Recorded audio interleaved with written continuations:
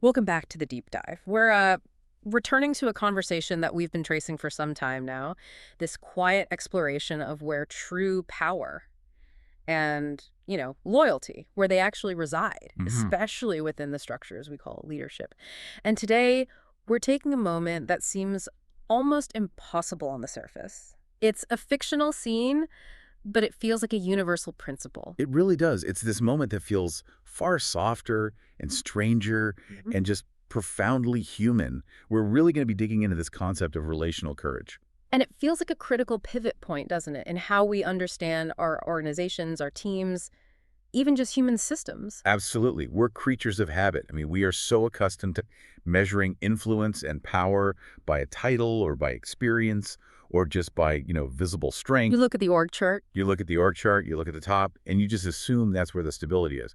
But what happens when that foundational logic just flips? What do you mean by flips? Well, what happens when the very person we least expect, the smallest, the newest, maybe the most inexperienced, what happens when they become the essential source of protection for the strongest person in the room?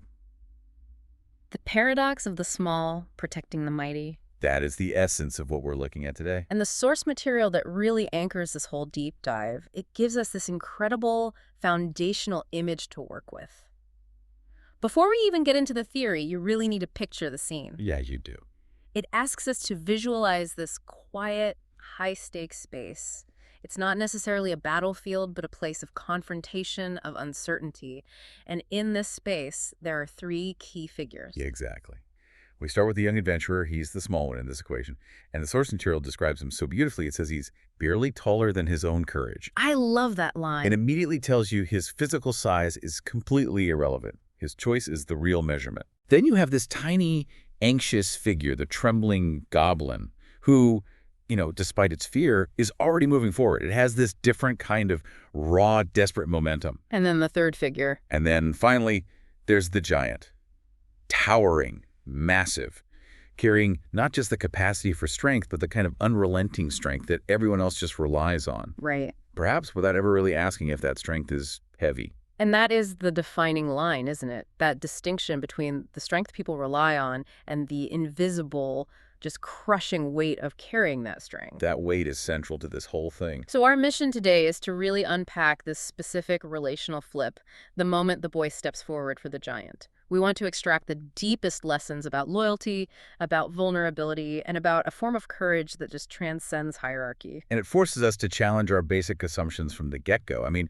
why is it that we automatically assume strength sits with the obvious people? The loudest one, the one with the title. The tallest, the one with the most certifications, the greatest perceived power? Why do we do that? Yeah. And what is the profound atmosphere-shifting effect when that assumption is just completely broken by a simple, unexpected act of care flowing up the chain? That's a great question. That is the core question we want you to hold as we move through this. Okay, let's unpack this crucial scene in section 1, the quiet flip. This is where we look at courage as a choice, not a skill, something immediate. Right. So if we zoom in on that single pivotal moment, the young adventurer steps forward. Okay. He raises a hand, but not to the giant's opponent. He raises it to the giant himself. And he gives an instruction that is entirely nonsensical if you're only valuing competence. He says, "Stay behind me." Which is absurd on its face. It makes no logical sense. Okay. I mean, physically, he cannot shield the giant. Yeah. He can't realistically win the battle that the giant could presumably win with ease. And that's the absolute genius of it. The whole scene, it's not about ability or competence or some strategic calculation of success. It's about a refusal. A refusal, yes. The source material is so clear on this. The small one steps forward, not because he has the skill to win or because he's stronger. He steps forward because he refuses to let someone he cares about, a companion, a teammate, stand alone in that moment of tension. So the action is a statement. The action is the statement. That refusal is what fundamentally breaks the transactional contract, and it initiates a truly human one. The moment isn't defined by the outcome of a future fight. It's defined by the declaration of solidarity right now, He's saying your isolation ends now. simply because I refuse it. Hmm. And that declaration, coming from the physically weakest position, it just carries this exponential weight. Okay, but let me push on that a little bit. Yeah. Because I can hear the skeptic in me and maybe in our listener saying, okay, that's beautiful in fiction. But in a real high-stakes professional setting, if the boy gets instantly crushed, Does that choice still have value? I mean, in business, we prize competence, we prize outcomes. That's a vital friction point. It really is. But it helps clarify the distinction between what the source calls relational courage and tactical competence. Okay, break that down. So tactical competence, that determines victory in a physical conflict, right? Mm-hmm. But relational courage, that determines the integrity of the system, the health of the team. The health of the team. Yeah. So if the boy steps up and gets crushed, the giant may still win the fight. Uh-huh. But the giant has received an indelible gift, the knowledge that when the chips were down, he wasn't alone. I see. In an organizational context, that moment, regardless of the tactical failure, generates a trust dividend that will sustain that team through the next, even harder challenge. So the immediate utility, it's less important than the relational residue it leaves behind. It changes the observer, yes, but crucially, it changes the giant. Exactly. Suddenly, the strongest, most relied upon person in the room isn't being asked to lead or to win or to hold steady.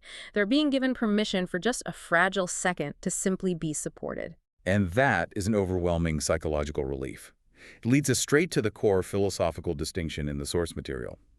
Courage has never fundamentally belonged to the strongest. It belongs to the ones who choose. Strength can be a given, right? A role you're assigned. But choice. Choice is always existential. It's immediate. It's democratic. It asks, without any regard for title or rank, what will I do right now in this vulnerable second?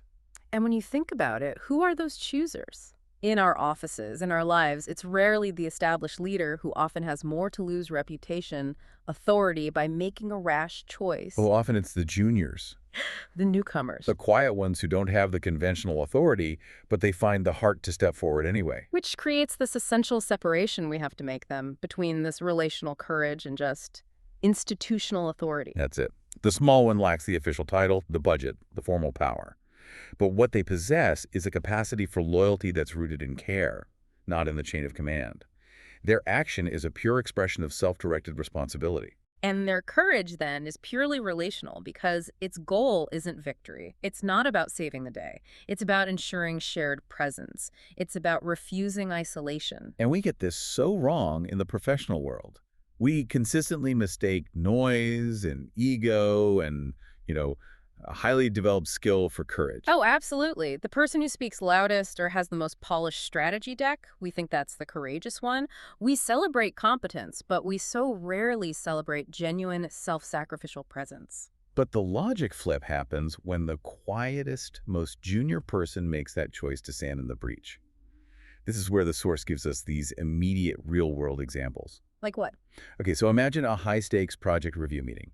A senior leader, our giant, is being unfairly cornered, maybe aggressively cross-examined, or subtly dismissed by a rival executive. We've all seen that happen. Right, and the traditional logic says their subordinate should jump in with better data or sharp rebuttal, or maybe try to distract the attack, a tactical move. But the true act of relational courage might not be tactical at all. Not at all. It might come from an intern, or a young colleague, 2 or 3 steps down the ladder, who simply interrupts the aggressive voice. But not with data. Not with data.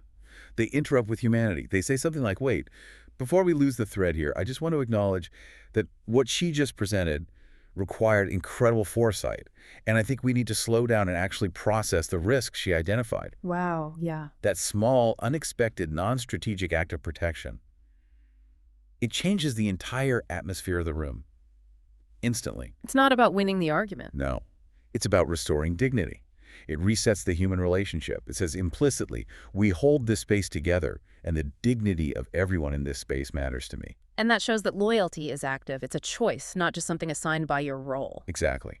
And that subtle, massive shift moves us perfectly into Section 2, where we have to look at the giant side of this equation, the invisible weight. This is where the narrative becomes truly compassionate.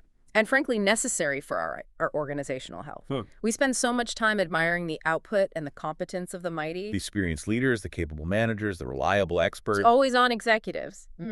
And we completely neglect or just fail to see the crushing accumulated cost of that reliability. The cost is monumental, and it accrues so quietly over years. We're talking about the invisible weight carried by these people who are elevated precisely because they're competent and resilient. They're the anchor. They're the anchor, the constant calm, the immovable object. They walk through life appearing entirely powerful, massive, like a mountain or a fortress.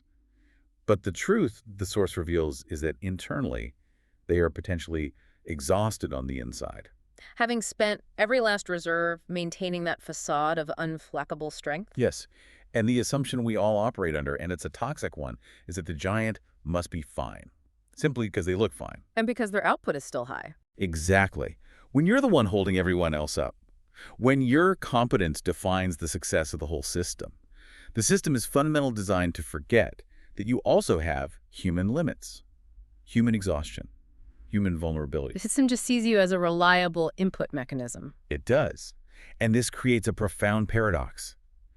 It's strange how rarely we admit that the strongest person in the room, the giant who never fails, the CEO who never cancels, can also be the most unprotected. Unprotected? How? They're unprotected precisely because their role requires them to deny themselves the space to show genuine vulnerability. They have to be isolated in their strength because showing weakness is perceived as risking the stability of the entire organization that leans on them. So they're trapped by their own success. Completely. They can't show vulnerability because that would undermine the confidence they're expected to project. They're the structural pillar. You don't lean on the pillar for support. The pillar is what holds the roof up. But as the source material goes deeper, we realize that every killer needs maintenance. Every giant needs a moment of rest, of confirmation, or simply presence. So what does the giant truly long for in that moment of confrontation, when the small one steps forward? It's something deeply specific and non-transactional. They don't long for more strength reinforcement or tactical help. They long for a moment when someone steps up for them. Not out of duty. Not out of duty, out of loyalty, out of care, out of human presence. And that's the difference between a transactional relationship where I pay you for your output and a genuine human connection where I actually care about your well-being. This whole perspective just radically shifts the definition of leadership we tend to use, especially in the West. If leadership were purely a ladder, just about upward mobility and hierarchy, Then the giant is always at the top. The small one is way down below. And there would be no functional mechanism for the small one to offer protection up the hierarchy. because protection only flows down, like mentorship or, salary. Precisely.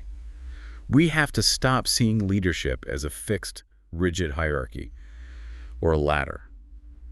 The source gives us a definition that cuts through decades of corporate noise. It says, leadership is not a thing you possess alone. What is it then? It is a relationship, a space between us, something we hold together. It's a dynamic state, not a static title. If it's a space we hold together, then that instantly implies a shared mutual responsibility for well-being. Yes. And that responsibility has to extend all the way up, even to the highest-ranking people who look like they have everything under control. The health of that relationship depends on everyone participating in care, not just execution.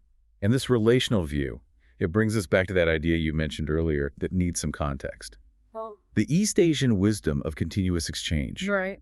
Think of the concept of ki, or life force. The organization, the system, it's a continuously flowing energy field. If the giant constantly gives out strength and confidence, that yang energy, but never receives validation or support, the yin energy from below, The whole system becomes brittle. it becomes brittle and ultimately collapses because the giant burns out.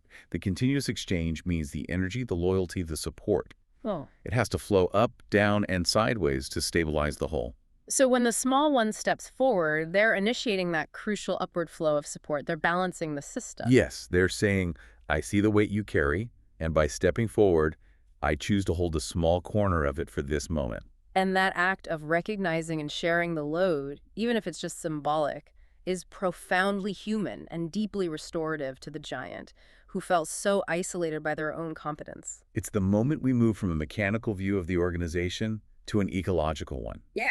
In a healthy ecology, the smallest components support the largest ones. The microbes support the soil that nourishes the massive tree. That shared responsibility is the ultimate antidote to the invisible weight that isolates the powerful. It is.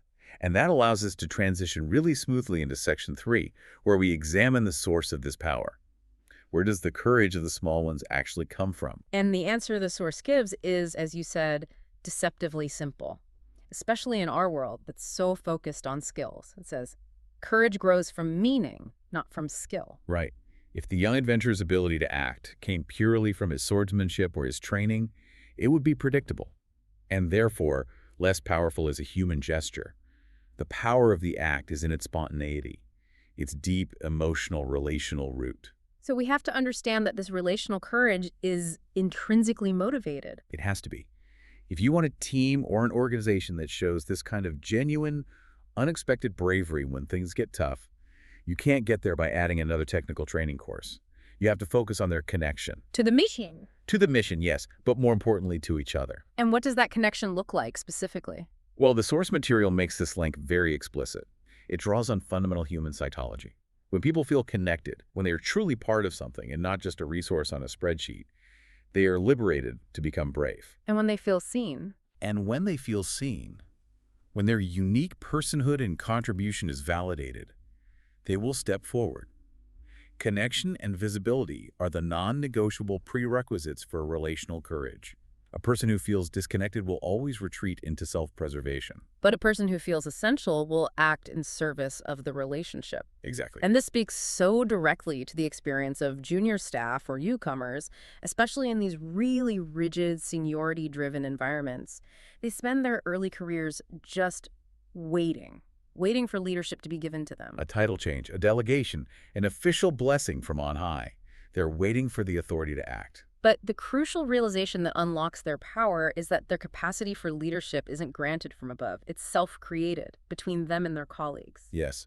When people realize that leadership isn't something given from above, meaning authority and permission, but something created between people, meaning relationship and mutual care, they immediately begin to understand their own inherent power to influence the environment. It completely reframes the role of a subordinate.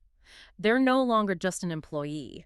They're an essential, active participant in the psychological health of the entire organization. And their capacity for courage is inherent. It's not delegated. It springs from their presence, not from their place on the org chart. And this realization is foundational for building genuine, resilient trust.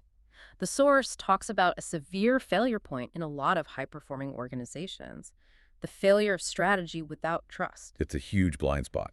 These small gestures of presence, of loyalty, of relational courage, they build the deep emotional trust that's necessary for survival, long before strategy ever enters the picture. That is a harsh truth that gets forgotten in quarterly review meetings, doesn't it? Always. Leaders rush immediately to strategy, to metrics, to complex execution plans. And they make this dangerous assumption that the relational foundation is already solid. But if that foundation is shaky, if the giant has isolated themselves or the small ones feel disconnected, the strategy will inevitably fail when it hits the real world. Because when the inevitable crisis hits, when the giant is overwhelmed, if the loyalty is purely transactional, no one will be willing to step forward. They'll retreat into self-preservation. The cost-benefit analysis favors their own safety. Of course.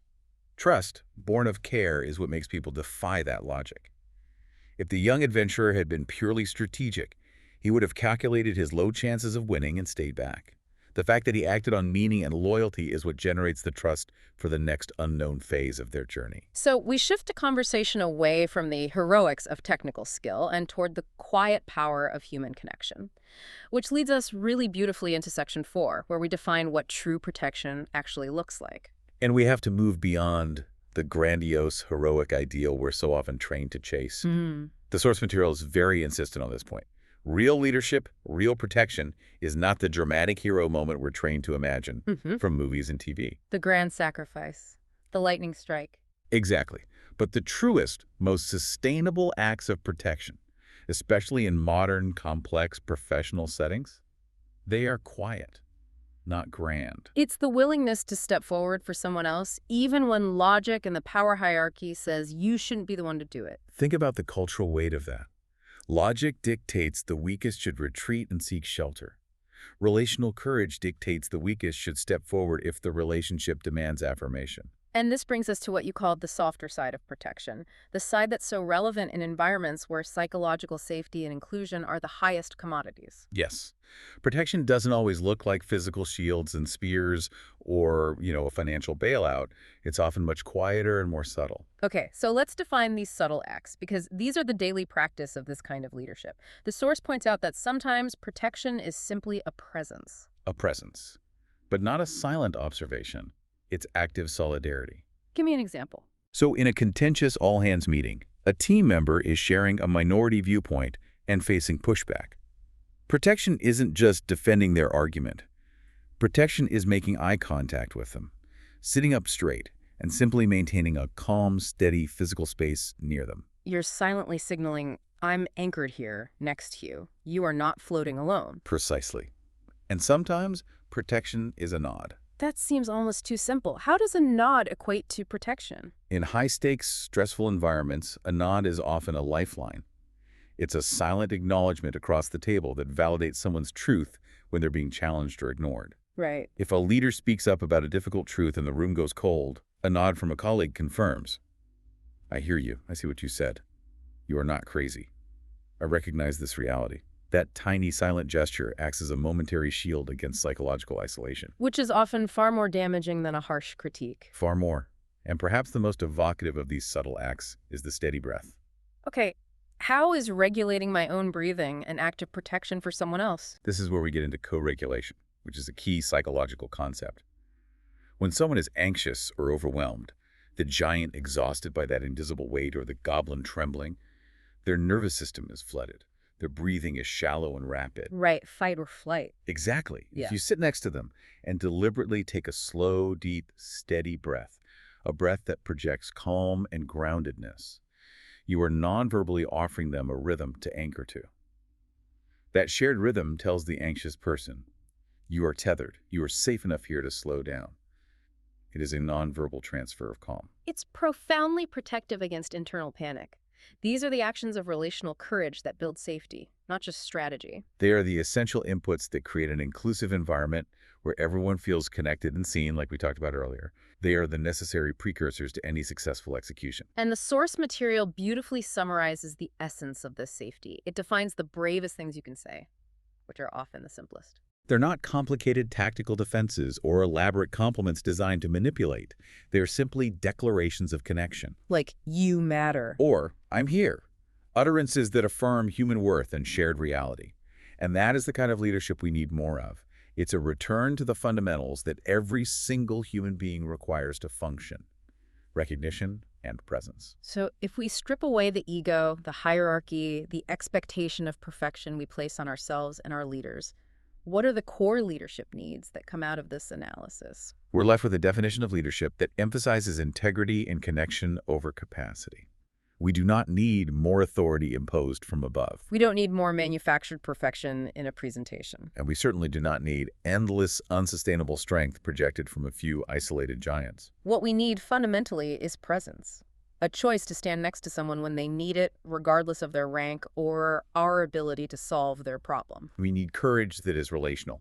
Courage that recognizes its source as meaning and connection and chosen loyalty, not ability or skill. And finally, we need loyalty that isn't based on power, but on care. Loyalty that flows freely from the bottom up, stabilizing the giant, and not just flowing predictably from the top down as dictated by the payroll. Because the deepest truth revealed by this scene, the adventurer, the goblin, the giant, is that we are not meant to carry our worlds alone. Isolation is the greatest enemy of strength. Neither the giants nor the small ones can sustain their position without that continuous exchange of support. It's a shared burden.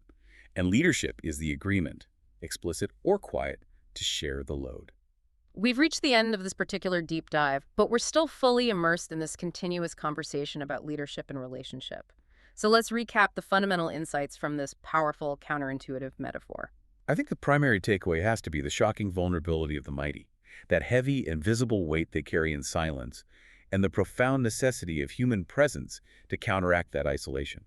And leadership, when you strip it all down, is found in that fragile second when you choose to act. When you decide someone shouldn't face something alone, even if that person is the one everyone else relies on for stability. Yes. And the source reminds us that this whole story is a mirror. It's not about fixed roles. It's about recognizing the fluidity of our own experience. We're constantly switching roles throughout our lives. Sometimes we are the small one, finding that unexpected courage to step forward. Sometimes we lead, sometimes we follow. But critically, Yeah. sometimes we're the ones who step forward to protect, and sometimes, without even realizing it, we are the ones who need protection the most. Even when we appear to the outside world to be the tallest, most unflappable mountain in the room, Especially then. it brings leadership down to its simplest, most powerful form, doesn't it? It reframes success not as competence delivered, but as human connection maintained. Absolutely. It defines leadership as nothing more complex than a quiet step forward, a hand lifted gently, a breath shared. That's the bridge. The bridge between ancient wisdom of shared humanity and the crushing complexity of the modern world. It's where that East Asian wisdom of continuous exchange becomes the most actionable tool you have. So we want to leave you with a provocative thought, something practical for you to mull over and maybe practice this week using the specific tools we just talked about.